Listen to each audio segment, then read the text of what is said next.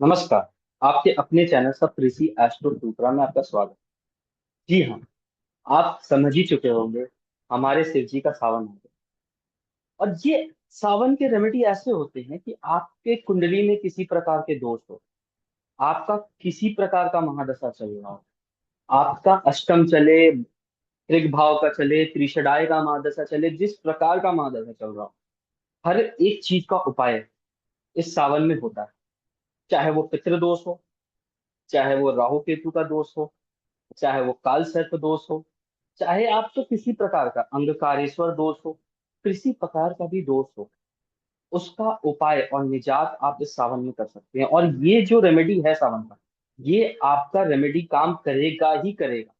अक्सर आप सुनते हैं कि रेमेडीज काम नहीं करती, बट ये जो भोले बाबा का रेमेडी है, जो शिव जी का रेमेडी है, ये काम करेगा। पहला क्वेश्चन। दूसरा क्वेश्चन, आइए, जो रेमेडी हम सुनते आए हैं और जो रेमेडी हम जानते हैं, उसको हम लोग कैसे एस्ट्रोलॉजिकली, मतलब आप रेमेडी तो सब कर रहा है, जल तो सब डाल रहा है, पंचामृत तो बहुत लोग कर डाल रहे हैं, रुद्र अभिषेक लोग बहुत लोग कर रहे हैं, बट अगर आपको पता है कि आप जो कर रहे हैं वो कब करने से और कैसे करने से, किस तरीके से करने से उसका रिजल्ट 1000 गुना बढ़ जाए, तो क्यों ना हम लोग उस तरीके से करें जो हम लोग कर रहे हैं। तो सबसे पहले अपना कुंडली खोल लीजिए, और उससे भी पहले आचरण, क्योंकि जब सावन आया है और आप, ये सावन 9 अगस्त तक रहेगा, 11 से स्टार्ट है, और पहला सोमवार, आप जिस वीडियो आज संडे को देख रहे हैं, पहला सोमवार कल पड़ेगा। तो जो आचरण है वो सबसे इंपॉर्टेंट है इस सावन में। भोले बाबा, अक्सर सब कहते हैं भोले बाबा चिल्लम पीते थे, ये पीते थे, किसने देखा कोई नहीं जाना। भांग उन्हें चढ़ता है, क्यों चढ़ता है? भांग ठंडा रखता है। और अगर आप ये बोल के भांग का सेवन करेंगे कि मैं भोले का भक्त हूँ, तो भांग, शिव जी ने हलाहल विष भी अपने कंठ में धारण किया। तो पहले विष पीजिए, फिर भांग का सेवन करिए। तो यहाँ जो भी रेमेडीज रहेगा, चाहे वो भांग का रेमेडी रहेगा, वो इसलिए नहीं रहेगा कि आपको सेवन करना है, इसलिए कि वो रेमेडी एज अ शिव भक्त आपको शिवलिंग पे करना है। इसको मैं बहुत क्लियर कर देता हूँ। मैक्सिमम रेमेडी जो आप कर रहे हैं, अगर ये ब्रह्म मुहूर्त में करें, या अभिजीत मुहूर्त में करें, या संध्या काल में करें, और एक दोपहर में विजय मुहूर्त आता है, इस पे करें, तो ये रेमेडी ज्यादा कारगर होगा। और अब चलिए हम लोग लाइन वाइज आते हैं, कौन सा ग्रह का महादशा चल रहा है, या कौन से घर का महादशा चल रहा है। ये अक्सर आप लोग अपने अपने चार्ट को खोल के देख सकते हैं बहुत आसानी से। साथ ही किस तत्व पे आपका ग्रह बैठा। अब किस 4 प्रकार के तत्व होते हैं? पहला, एरीज अग्नि तत्व। दूसरा, आपको पृथ्वी तत्व। तीसरा, वायु तत्व। और चौथा, जल तत्व। आकाश तत्व होता है, बट यहाँ पे हम लोग पंचांग बेस्ड रेमेडी पे नहीं जाएंगे, क्योंकि वो हमारे सब्सक्राइबर्स के लिए काफी टफ हो जाएगा। तो हम लोग बेसिक में रखते हैं, जो आपको इजी भी रहे करना और आप लोग जल्दी भी कर पाए। तो अब सबसे पहले देखिए, आपका महादशा किस तत्व का चल रहा है और किस घर से चल रहा है। मान लीजिए जैसे किसी का मून का महादशा चल रहा है, वो एरीज का है, तो वो अग्नि तत्व का है। अब घर किस कौन से घर में है? मान लीजिए कि वो पहले घर में है। एरीज पहले घर में मून का महादशा, तो अग्नि तत्व प्रधान हो गया इसकी कुंडली में। तो आपको अग्नि तत्व को शांत करने के लिए बर्फ में डाला, मतलब बर्फीला पानी, ठंडा पानी। अब गंगा जल लीजिए, उसमें बर्फ डाली, उसको ठंडा करके उससे रुद्राभिषेक करिए। और साथ ही साथ दूध से रुद्राभिषेक करिए। क्यों? क्योंकि मून का महादशा, दूध होता है अभी। ठीक है, ये एक तरीके का। अब एक एग्जाम्पल लीजिए कि आपका पृथ्वी तत्व में है जो भी महादशा चल रहा है, और नैसर्गिक कुंडली देखें। मान लीजिए, जस्ट फॉर एग्जाम्पल, आपका चौथे घर में पृथ्वी तत्व है, बट नैसर्गिक काल पुरुष कुंडली में चौथा घर जल तत्व का होता है। तो आपको जल तत्व और पृथ्वी तत्व को मिलाना हो। अब इसे आप कैसे मिलाएंगे? पृथ्वी तत्व मतलब आपको मिट्टी का शिवलिंग बनाना है।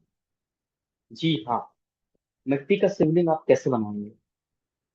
या तो आप कुम्हार से बनवा सकते हैं, नहीं तो सबसे अच्छा है, जहां आप क्यारी में है, उसी को मिट्टी का आकार देके उसी पे जल अभिषेक करें। जल अभिषेक क्यों?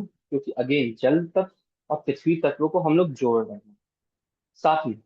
इसके बाद जब आप जाएंगे आगे बढ़ेंगे, तो जब भी आप रुद्र अभिषेक या कोई भी अभिषेक कर रहे हैं, उससे पहले सबसे इंपॉर्टेंट है आपको अपना नक्षत्र देखना। फॉर एग्जाम्पल, अश्विनी नक्षत्र पहला नक्षत्र है और उसका अति मित्र जो सबसे फ्रेंडली नक्षत्र होता है वो 27वें नक्षत्र होता है। 27वां नक्षत्र उसका सबसे इंपॉर्टेंट। अगर अब ये एक महीने का दिन है, तो 27वां नक्षत्र 27 दिन तो आ रहा है इस बीच में, तो सबके लिए अपना अति मित्र नक्षत्र तो आना ही आना है। एक एग्जाम्पल है, मान लीजिए जिस दिन भी आपका अति मित्र नक्षत्र आ रहा है, उस दिन आप बहुत व्यस्त हैं और आप रुद्राभिषेक नहीं करवा पा रहे, तो अति मित्र नक्षत्र और 2 बार आता है। आपका 9th डे, मतलब आज अगर अश्विनी नक्षत्र है, तो आज से लेके जो 9th है, बुध का नक्षत्र, ठीक है, वो आपका बुध का तीनों नक्षत्र, वो आपका अति मित्र नक्षत्र है। तो वो तीनों नक्षत्र मतलब इस महीना में आपको 3 बार मौका मिल रहा है जिसमें कि आप ये रुद्राभिषेक करवा सकते हैं। और ये आपको बहुत ज्यादा फल देगा, क्योंकि अति मित्र नक्षत्र में किया हुआ कोई भी रेमेडी आपको फल दे के जाता है। तत्वा कैसे जोड़ना है आपने आपने समझ लिया। और अगर अग्नि तत्व पे है आपका, उसका महादशा चल रहा है, तो आपको रुद्राभिषेक के बाद हवन करना और हवन में आहुति देना बहुत जरूरी है। अगर आपका पृथ्वी तत्व पे है, तो आपको शिवलिंग बनाना है मिट्टी से, और फिर उसको ले जाके बहता पानी में आपको उसको विसर्जित करना है। तो पृथ्वी तत्व, जल जल तत्व भी हो गया आपको। अब आते हैं आकाश तत्व। आकाश तत्व में हम लोग ऐसा क्या करें। अब हवा का तो आप लोग शिवलिंग बनाएंगे नहीं, बट यहाँ पे आता है मन। हवा वो चीज है जिसके बिना हम जी नहीं सकते, और मन का रफ्तार कहा जाता है। अगर रोशनी से भी कुछ तेज है तो वो आपकी मन की गति। तो यहाँ आपको अपने मन में शिवलिंग बना के, शांति से बैठ के, और मन में ही आपको रुद्र अभिषेक करना होगा आंख बंद करके। ये one of the most powerful remedy आकाश तत्व के लिए। या फिर यहाँ पे आप क्या कर सकते हैं, काला कलर का शिवलिंग ले सकते हैं, क्योंकि यहाँ जो वायु तत्व है वो रिलेटेड होता है शनि से। तो शनि की पीड़ा को दूर करने के लिए काला कलर के शिवलिंग, या राहु की पीड़ा को दूर करने के लिए हम लोग काला कलर के शिवलिंग पे ये करते हैं। अगर बुध की महादशा चल रही है, तो हरा कलर का शिवलिंग आता है।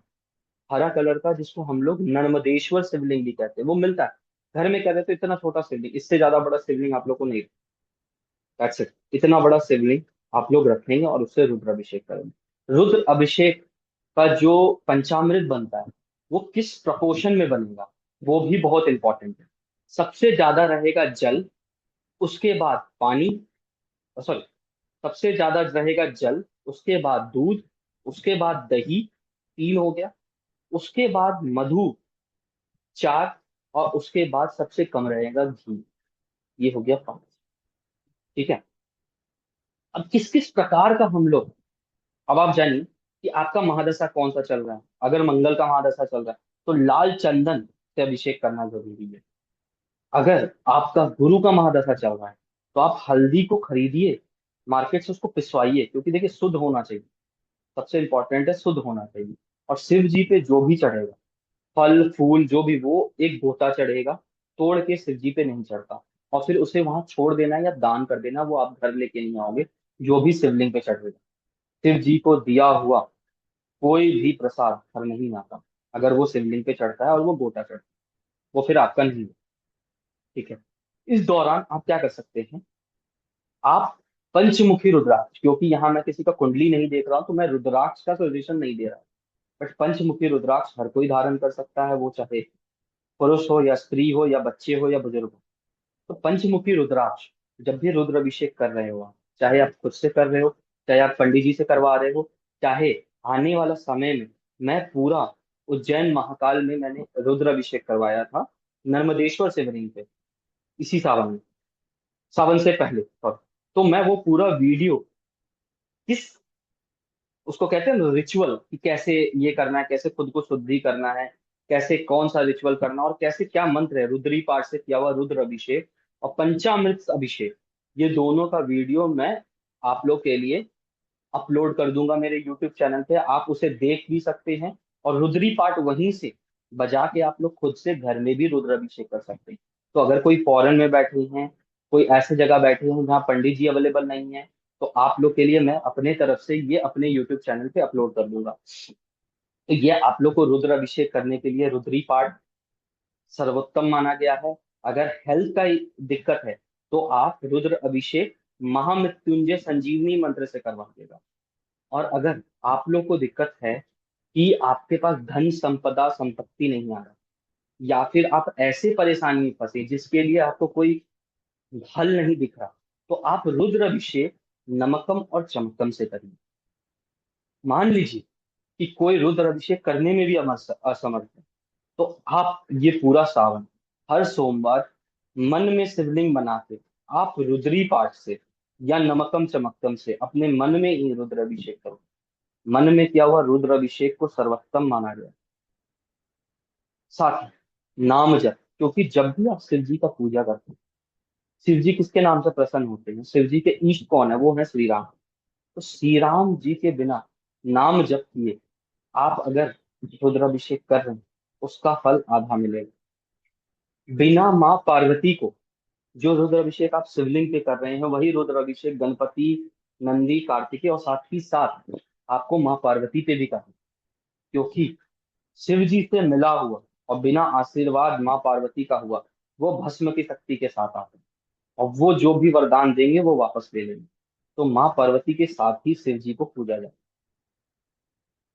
आते ही एक क्वेश्चन हमारे सब्सक्राइबर ने भेजा था कुछ दिन पहले कि उनके घर में लड़ाई झगड़ा बहुत हो रहा है अपने पति से। तो मैंने उन्हें एक रेमेडी दिया। उन्होंने मुझसे स्पेशली रिक्वेस्ट किया कि वो रेमेडी यहाँ शेयर कर दो। रेमेडी बहुत सिंपल सा, एक लाल धागा ले लीजिए।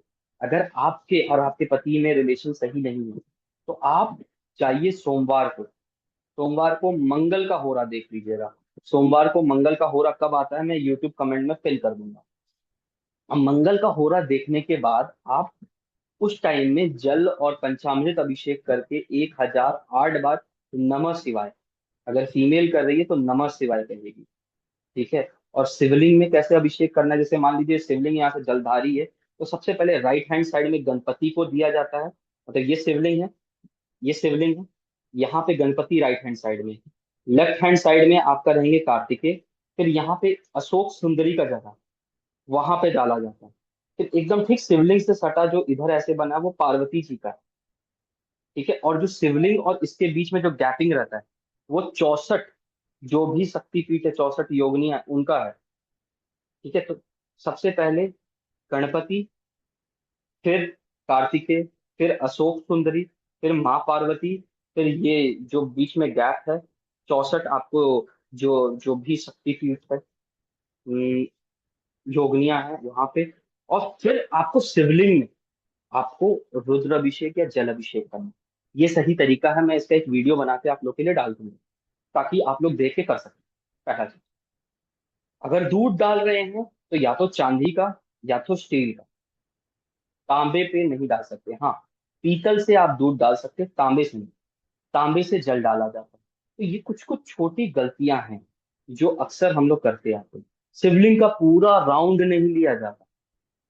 ठीक है। शिवलिंग का जहां से जलधारी निकलता उसको पार नहीं किया जाता, इसको भी आपको ध्यान रखना है। सफेद पुष्प चढ़ता है बट अपराजिता नहीं चढ़ता, जिसको इंग्लिश में प्लुमेरिया भी कहते हैं, वो शिव जी को नहीं चढ़ता। ठीक है, इस चीज का भी ध्यान रखिएगा। कुछ डिबेट है तुलसी नहीं चढ़ता है, बट कई शास्त्रों में ये लिखा है तुलसी का पौधा भी चढ़ता है। आगे चल के एक स्पेशल वीडियो बनाऊंगा। अभी इसे आप इस डिबेट और इस तुलसी के पौधे को अलग रखिएगा। बट कहीं सुनने में आपको आ सकता है कि तुलसी का पौधा चढ़ता है, वो गलत नहीं है। और किसी कोई गलत कहेंगे तो बकायदा शास्त्रों के में जो लिखा हुआ है, विष्णु पुराण में, नारद पुराण में, मैं आपको ग्रंथ पेज नंबर के साथ दे दूंगा। अब आइए कि जो पति पत्नी में कलेश है या जिस लड़की का शादी होते होते रुक जाए, उन लोग के लिए क्या करना। तो सबसे पहले जो शिवलिंग का यहाँ पे ये दिखता है, ये जलदा यहाँ पे जो अशोक सुंदरी बनी है, उस पे आप एक दाना जो चावल अक्षत होता है, अखंडित, खंडित नहीं होना चाहिए, मतलब गोटा होना चाहिए, उस पे रख के एक दाना अक्षत, और आपको 2 लोटा लेना। ठीक है, अगर जल डाल रहे हैं तो दोनों तांबे का हो, और उस लोटे से आप सीधा यहां से जल डालते हुए आके फिर शिवलिंग पे जल डालें, और इतना देर तक नमः शिवाय नमः शिवाय नमः शिवाय जाप करेंगे। और उसके बाद आप लाल धागा से, आप जो भी पार्वती जी का मूर्ति होगा बगल में, मूर्ति से शिवलिंग पे लाल धागा से लपेटेंगे 7 बार। जी हाँ, 7 बार। जो केतु का नंबर है, वही केतु अलगाव का भी नंबर होता है, इसीलिए 7 फेरे होते हैं। तो 7 बार आप उसको बांध के वहां अपने मन की मनोकामना मांग के कुछ देर बैठ के वहां जाप करके नमः शिवाय और माँ पार्वती को प्रणाम करके आप घर जा सकते हैं कुछ दक्षिण में। ये एक हो गया शादी का और घर का देश का। अब आते हैं, अगर आप में पितृदोष है तो पितृदोष का 2 उपाय है। और पितृदोष देखिए, हम लोग भगवान से तो मांगते हैं, बट एक्चुअल में हमें देने वाले हमारे पितृ हैं। तो आपकी कुंडली में जब जब पितृदोष होगा या एक्टिवेट होगा, आप लोग परेशानी झेलेंगे, या कोई भी परेशानी झेलेगा। तो पितृदोष को कैसे बिन खर्चे का जड़ से खत्म किया जाए और पितरों को संतुष्ट किया जाए? पहला उपाय, आप जो पंचामृत बनाते हैं, पंचामृत, आप सबसे पहले एक सफेद फ्लावर ले लीजिएगा। फ्लावर मैं दिखा दूंगा यहाँ पे, कि वो एक उल्टा चक्र की छोटा फ्लावर रहता है, और वो बहुत मिलता है इस टाइम में। ठीक है, उसका नाम कोई चांदनी भी कहता है, कोई चक्र फ्लावर भी कहता है। उस फूल में इतना दम है कि वो आपका भाग्य बदल सकता है। तो अपने सर से 7 बार उतार के, एंटी क्लॉकवाइज उतार के, उस फूल को, जो जलधारी है उसके नीचे रख देना है, एक फूल को। ठीक है, नीचे रख दिए कि जल जो भी गिरेगा उस पे गिरेगा। और आपको रुद्र अभिषेक या फिर जल अभिषेक या पंचामृत अभिषेक जो भी आप कर रहे हैं वो करेंगे। और 12 फूल आप शिव जी के ऊपर चढ़ाएंगे।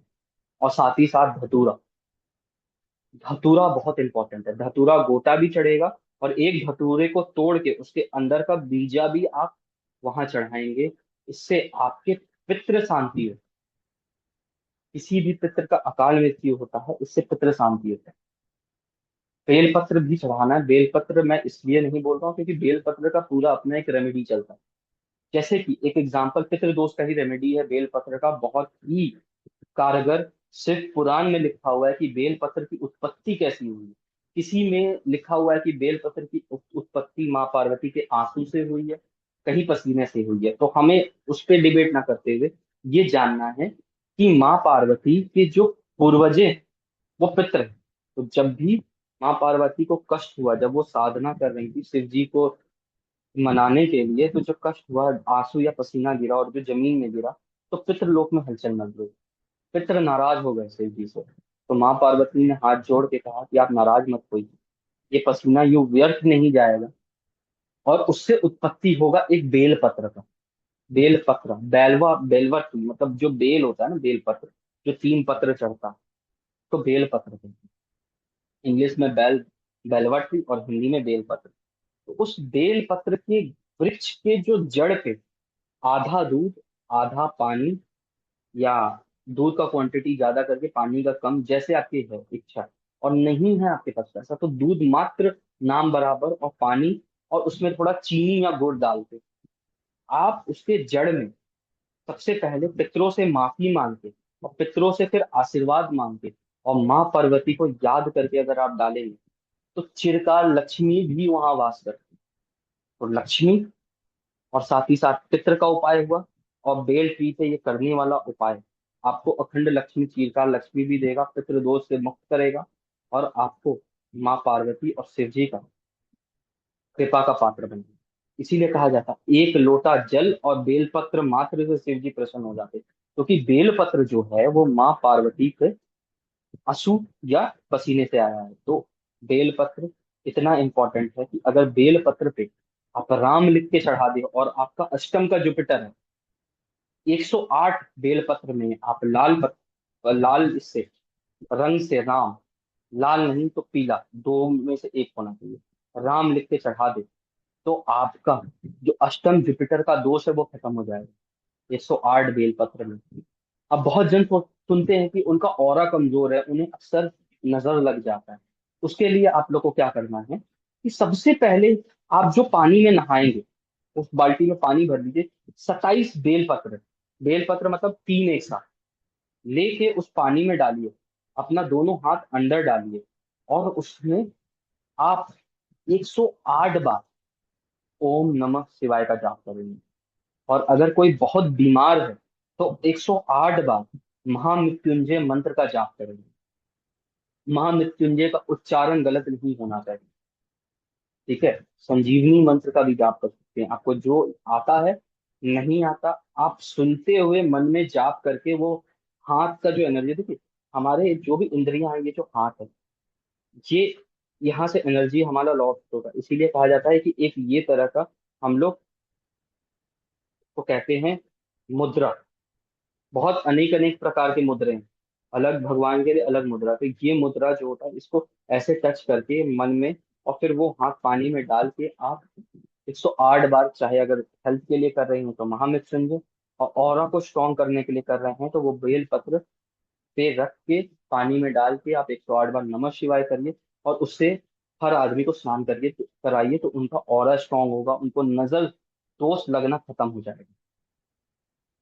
अब अलग महादशा के लिए अलग अलग सामान है। अगर आपका वीनस का महादशा है या आपको पैसे की दिक्कत है तो सबसे पहले आप क्या करिए, गन्ने का रस लाके गन्ने के रस से रुद्र अभिषेक कर दीजिए।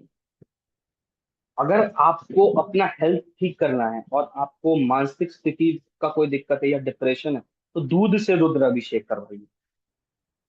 दूध दही से रुद्र अभिषेक करवाइए, क्योंकि वीनस भी है और मून है कारक इमोशंस का। अगर आपके राहु का महादशा चल रहा है तो आप अगर महाकाल जाके मात्र दर्शन बराबर कर ले सावन में, तो आपका राहु का महादशा, जो भी राहु का प्रॉब्लम है, अब वो खत्म हो जाएगा। उज्जैन महाकाल और उसके बाद काल भैरव, तो राहु आपका शांत हो जाएगा। बट अगर आप नहीं जा सकते तो राहु का महादशा में आपको भांग से रुद्र अभिषेक करना है, बाकी सब रहेगा बट भांग जरूर से जरूर इंक्लूड हो जाएगा। भांग हो गया, फिर धतूरा हो गया, जितने भी विषैले चीज है उससे रुद्र अभिषेक होगा। तो किसी को मान लीजिए कि शरीर में कई दिनों से कोई टॉक्सिन है, या उसको कहते हैं ना कि ये प्रॉब्लम वो आज तक ठीक नहीं हो रहा, तो वो भांग से रुद्र अभिषेक करे। चाहे लंग्स का प्रॉब्लम है, किडनी का प्रॉब्लम है, भांग से रुद्र अभिषेक करें, उन्हें बहुत जल्दी राहत मिलेगा। और रुद्र अभिषेक करने के लिए रुद्री पाठ या नमकम चमकम, और हेल्थ वाइज बहुत इशू है तो महामृत्युंजय को आप इंक्लूड कर सकते हैं। कमिंग टू द पार्ट, अगर आपका गुरु का महादशा तो हल्दी यूज करेंगे, सूर्य का महादशा है तो गुड़ यूज करेंगे, वीनस का महादशा है तो चीनी भी यूज कर सकते हैं, दही भी यूज कर सकते हैं, साथ ही साथ गन्ने का रस भी यूज कर सकते हैं।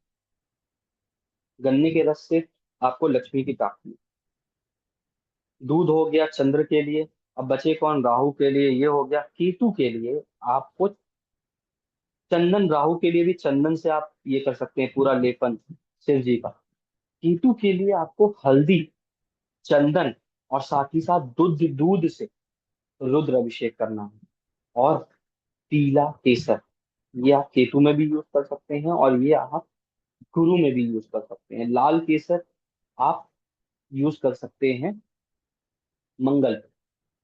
कोई बचा ग्रह, सूर्य हो गया, बुध हो बचा, तो बुध या तो भांग, या तो जो रस होता है, रस किसका, मौसमी का रस हो गया, या आपको पोमोग्रेनेट अनार का रस हो गया, उससे रुद्र अभिषेक कर सकते हैं। ये हो गया रुद्राभिषेक। रुद्राभिषेक का पूरा वीडियो अपलोड होगा, आप लोग उससे देख के उस प्रकार से उस रुद्री पाठ का, उस रिचुअल्स को देखते हुए आप खुद भी रुद्राभिषेक अपने घर में कर सकते हैं। अब सबसे बड़ा रेमेडी है शिव रात्रि में शिव पुराण दान करना या शिवलिंग दान करना। तो अभी आने वाले हमारे जो भी सब्सक्राइबर होंगे इस वीडियो से और जो कमेंट करेंगे, तो उनको मैं अपने तरफ से शिव पुराण, अब उन्हें इंग्लिश में चाहिए कि हिंदी में चाहिए वो हमें कमेंट करेंगे, और टेलीग्राम ज्वाइन करके मुझे एड्रेस भेजेंगे, मेरे तरफ से उनको शिव पुराण गिफ्ट होगा। और आप लोग भी अगर सामर्थ्यवान हैं जिनको शिव पुराण पढ़ना है, क्योंकि देखिए जो ये ग्रंथ जिसको पढ़ना होता है उसको मिले किसी और से, तो उसको भी उतना ही फायदा करेगा जितना देने वाले को फायदा करेगा। तो शिवलिंग, शिव पुराण ये अगर आपके घर आए और किसी माध्यम से आए, तो शिव जी से का आप चोजन वन, क्योंकि यहाँ पे भी मैं जो करूंगा, क्योंकि मैंने ऑलमोस्ट 100 शिव पुराण का सोच रखा है। अब आप लोग कितने हमें मैसेज डालते हैं, और अगर 100 से ज्यादा होगा तो फिर लकी ड्रॉ करके जिनके भी नाम आएगा उन्हें शिव पुराण एड्रेस के साथ भेज दिया जाएगा। या तो शिवलिंग जो आप लोग को चाहिए, शिवलिंग छोटा रहेगा, और कोशिश करूंगा नर्मदेश्वर शिवलिंग भेजने का, क्योंकि नर्मदेश्वर शिवलिंग का कोई भी आपको रेमे मतलब, एक होता है ना कि शिवलिंग घर में रखते हैं तो हम लोग को हर दिन जल डालना, नर्मदेश्वर शिवलिंग के साथ ये नहीं है। इसलिए नर्मदेश्वर शिवलिंग का सेवा कम है, और नर्मदेश्वर शिवलिंग जिस घर में हो उस घर में अकाल मृत्यु से आपको छुटकारा मिलता है। राहु का राहु का अगर प्रॉब्लम आप लोग के जीवन में ज्यादा है, चाहे अंतरदशा में चाहे महादशा में, तो आपको रुद्र अभिषेक करते टाइम शिवलिंग के गले में और शिवलिंग में वो नाग ऐसे बना मतलब होना ही चाहिए, और उसके साथ ही रुद्र अभिषेक करिए तो राहु उनका साथ होता है, क्योंकि राहु जो आप सर्प देखते हैं शिव जी के गले में बंधा वो राहु है। इसके साथ, क्योंकि मेरा चैनल अब मोनेटाइज हो चुका है, और जो बहुत ही स्पेसिफिक होगा रेमेडीज, जो चार्ट से निकलता है शिव जी का रेमेडी, जिसमें हम D9 यूज करते हैं, D60 यूज करते हैं, अगर हेल्थ का प्रॉब्लम है तो और भी डिविजनल चार्ट यूज करके हम लोग जो रेमेडीज देते हैं। तो कुछ जो हमारा मेंबर ओनली सब्सक्राइबर है, जो कि अभी हाल फिलहाल कल से 5-7 लोग ज्वाइन कर चुके हैं, तो उनके लिए मेरे तरफ से ये तोहफा है कि जो भी as a member only join करेंगे उनका सावन का मैं स्पेशल रेमेडी वीडियो अपलोड करूंगा। और अगर आप लोग को मेरे साथ रेमेडी करना है, तो इस प्रकार से रेमेडी किया जाता है, चाहे वो पार्थिव शिवलिंग का हो, चाहे वो किसी और प्रकार का शिवलिंग का हो, तो आप सब्सक्राइब करके मैसेज डालिए। जब भी मैं रेमेडी करूंगा उसका स्पेशल वीडियो मेंबर्स ओनली के ग्रुप में मैं अपलोड कर दूंगा। धन्यवाद, सब्सक्राइब करिए, और साथ ही साथ हर हर महादेव जब भी जाइए 3 बार बम बम बम शिव जी को जरूर बोलिए, क्योंकि इसी प्रकार से शिव जी को रावण ने अपने पास बुलाया था शिव तांडव कर सोत्र सुनने के बाद। तो अगर मन में नेगेटिविटी है, डिप्रेशन है, तो रावण का ओरिजिनल शिव तांडव सोत्र, अगर आपके पास उसका ओरिजिनल शिव तांडव सोत्र नहीं है, तो आप मुझे मैसेज करिए, मैं आपको लिंक भेजूंगा। क्योंकि शिव तांडव सूत्र को बहुत तोड़ मरोड़ दिया गया है, बट जो ओरिजिनल शिव तांडव सूत्र है और आप लोग जानते हैं, तो आप उसे सुना करिए डेली सुबह उठ के सावन के महीने में, आपका डिप्रेशन। और उसके बाद 108 बार ओम नमः शिवाय बोलना है। ओम नमः शिवाय कैसे बोलना है, ऐसे नहीं ओम नमः शिवाय ओम नमः शिवाय। जब आप साधना करने बैठे और आप डिप्रेशन या किसी भी प्रकार के मेंटल टेंशन में, तो ओम बोलने का तरीका वो ऐसे है। ओम।